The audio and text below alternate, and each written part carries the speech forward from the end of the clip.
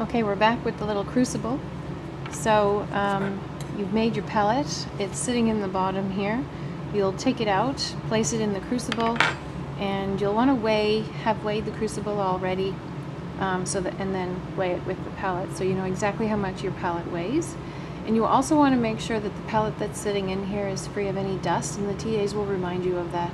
Remember, ultimately we're actually doing a combustion explosion, and the more surface area, the bigger the explosion, and we want it controlled, so pay attention to that maximum. Then you're going to actually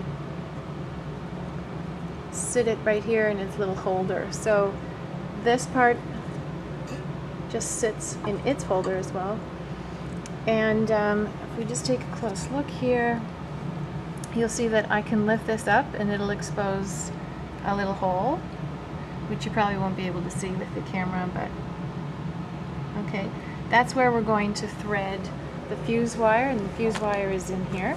You'll cut off a piece, the manual tells you about how much, and lift this up, thread it through this side, lift this up, thread it through that side, and there's a little swing of a wire that's going to come down and sit and make contact with your sample, that pellet that's sitting in that crucible.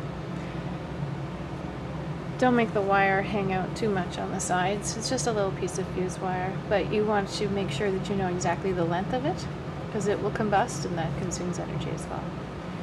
When you've done that, and you have your fuse wire attached, and there's a diagram in your manual for that, you're going to put it inside this bomb.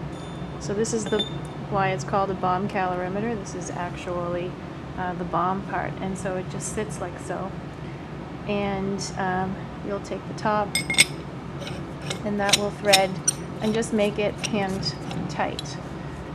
Okay?